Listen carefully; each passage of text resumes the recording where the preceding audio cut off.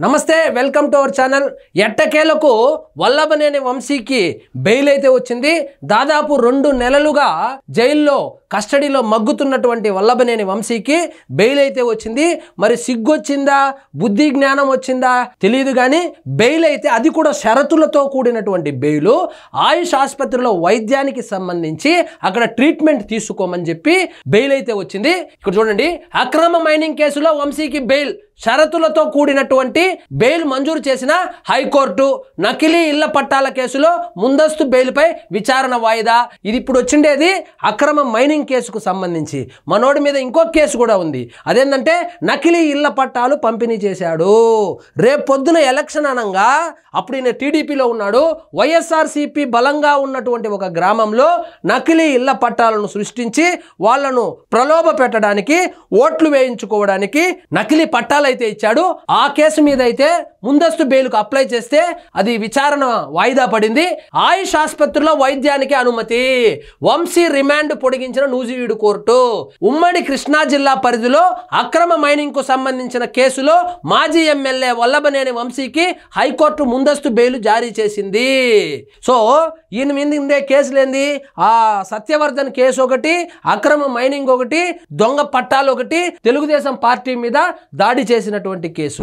ఈ కేసులు ఎదుర్కొంటున్నటువంటి ఆయన ఒక దాంట్లో నుంచి బెయిల్ వస్తే ఇంకొక వారెంట్ వేసి మళ్ళా రిమాండ్ అయితే పొడిగిస్తా వచ్చినారు. కానీ ఎట్టకేలకు ఆరోగ్య కారణాల దృష్ట్యా ఆయుష్ ఆసుపత్రిలో వైద్యం చేయించుకోమని చెప్పి కోర్టు అయితే అనుమతి ఇచ్చినట్లు తెలుస్తోంది. ఇక్కడ చూడండి, ఈ సందర్భంగా పలు షరతులు విధించింది. గన్నవరం పోలీస్ స్టేషన్ NHOకు 20,000 రూపాయలు పూచీకత్తులు సమర్పించాలని ఆదేశించింది. ఛార్జ్ షీట్ దాఖలు చేసే వరకు ప్రతి 2వ శనివారము దర్యాప్తు అధికారి ముందు హాజరు కావాలని స్పష్టం చేసింది. 20,000 రూపాయలు పే చేయాలి, అదేవిధంగా 2 పూచీకత్తులు కావాలి. ప్రతి 2వ శనివారము విచారణకైతే హాజరు కావాలి, ఛార్జ్ షీట్ దాఖలయ్యే వరకు సహకరించాలనేటువంటి షరతులతో కూడినటువంటి ఒక బెయిల్ అయితే వచ్చింది. ఈ మేరకు హైకోర్టు న్యాయమూర్తి జస్టిస్ ఎన్ హరినాథ్ గురువారం ఉత్తర్వులు ఇచ్చారు.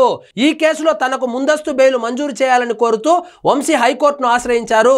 ఈ వ్యాజ్యం గురువారం విచారణకు రాగా వంశీ తరపున సీనియర్ న్యాయవాది ఎస్ శ్రీరామ్ వాదనలు వినిపించారు. ఘటన జరిగిన 6 ఏళ్ల తరువాత దురుద్దేశపూర్వకంగా కేసు పెట్టారని, ఘటన జరిగిన 6 సంవత్సరాలు కాదు, ఎక్కడ జగన్మోహన్ రెడ్డి బొక్కలో వేస్తాడో ఈ కేసులో అని చెప్పి పార్టీ మారాడు మన వంశీ. సో ఆయన పార్టీ మారాడు కాబట్టి ఆ ఫైల్ ముందుకు వెళ్ళలేదు.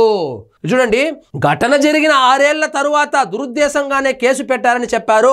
పోలీసుల తరపున సీనియర్ న్యాయవాది పోసాని వెంకటేశ్వర్లు వాదన వినిపిస్తూ ప్రస్తుత కేసు PT వారెంట్ అమలు చేయబోమని అడ్వకేట్ జనరల్ కోర్టుకు హామీ ఇచ్చామన్నారు. కౌంటర్ చేసేందుకు వారం రోజులు ఇవ్వాలని కోరారు. 5న వైద్య పరీక్షల నివేదిక ఇవ్వాలి. నకిలీ ఇళ్ల పట్టాల జారీకి సంబంధించి నమోదైన కేసులో వంశీ బెయిల్ పిటిషన్ పై విచారణ వాయిదా వేస్తున్నట్టు హైకోర్టు ప్రకటించింది. వంశీని ఆయుష్ ఆసుపత్రికి తరలించి వైద్యం చేయించాలని విజయవాడ జైలు సూపరింటెండెంట్ను ఆదేశించింది. ఇప్పుడైతే గనుక గవర్నమెంట్ హాస్పిటల్లోనే ట్రీట్మెంట్ తీసుకుంటున్నాడు. సో శ్వాసకోశకు సంబంధించినటువంటి వ్యాధితో బాధపడుతున్నాడు. అదేవిధంగా నిద్రలో కూడా మొన్నెప్పుడో పిట్స్ కూడా వచ్చిందని చెప్తా ఉన్నారు. సో ఈ ఆరోగ్య కారణాల దృష్ట్యా బెయిల్ అంటే ఇంటికి పోమని చెప్పలేదు, ఆయుష్ హాస్పిటల్లోకి వెళ్ళి ట్రీట్మెంట్ తీసుకోమని చెప్పారు. వైద్య పరీక్షల సమయంలో ఆయన సతీమణి లేదా ఆమె సూచించిన కుటుంబ సభ్యుల్లో ఒకరిని మాత్రమే అనుమతించాలని కూడా చెప్పింది. సో ఈయన ఆయుష్ హాస్పిటల్లో ట్రీట్మెంట్ తీసుకోవచ్చు. ట్రీట్మెంట్ తీసుకునేటప్పుడు కొడాలి నానీనో పేరుని నానీనో పక్కన పెట్టుకోకూడదు, వాళ్ళ ఆవిడే పక్కన ఉండాలి, లేదా వాళ్ళ ఆవిడ సూచించినటువంటి ఒక వ్యక్తిని మాత్రమే అలో చేయాలని కూడా చెప్పింది.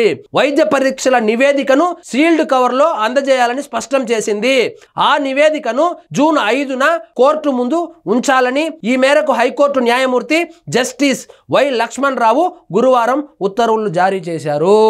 సో నీకు బెయిల్ ఇస్తా ఉండేది ఆయుష్ హాస్పిటల్లోకి వెళ్ళి ట్రీట్మెంట్ చేసుకోవడానికి మాత్రమే. నువ్వు మళ్ళా పోయి కిడ్నాప్ చేసి సాక్షుల్ని బెదిరించడము ఇలాంటి పనులు చేస్తే మళ్ళీ ఎత్తుకొచ్చి లోపలేస్తాము. కేవలము నీకు హాస్పిటల్లో ట్రీట్మెంట్ తీసుకునేదానికే. ఆ హాస్పిటల్లో ఏమి ట్రీట్మెంట్ తీసుకున్నావో ఆ మొత్తం నివేదికను షీల్డ్ కవర్లో పెట్టి 5వ తారీఖున మాకు నువ్వు అందజేయాలని కూడా షరతులు విధించారు. ఈ కేసులో కేసులో మధ్యంతర బెయిల్ మంజూరు పిటిషన్ గురువారం విచారణకు వచ్చింది. వంశీ తరపున సీనియర్ న్యాయవాది ఎస్ శ్రీరామ్, పోలీసుల తరపున సీనియర్ న్యాయవాది పోసాని వెంకటేశ్వర్లు వాదనలు వినిపించారు. కాగా నకిలీ ఇళ్ల పట్టాల కేసులో వంశీ రిమాండ్ను మరో 14 రోజులు పొడిగిస్తూ Nuzvid second class judicial magistrate సోమవారం ఆదేశాలు జారీ చేశాయి. సో 14 రోజులు రిమాండ్ కూడా విధించారు. కానీ ఆరోగ్య కారణాల దృష్ట్యా ఆయుష్ హాస్పిటల్లో ఆయనకు ట్రీట్మెంట్ చేసుకోవడానికి సో కొంచెం వెసులుబాటు అయితే కల్పించినట్లు తెలుస్తూ ఉంది. సరే చూద్దాం మరి ఈ కేసుల నుంచి అంతా ఎప్పుడు బయటపడి వంశీ బయటకు వస్తాడో. సో ఇదండి ఈరోజు మన టాపిక్. మీకు ఈ వీడియో నచ్చినట్లయితే లైక్ చేయండి, షేర్ చేయండి, ఛానల్ మాత్రం సబ్స్క్రైబ్ చేసుకోవడం మర్చిపోవద్దు.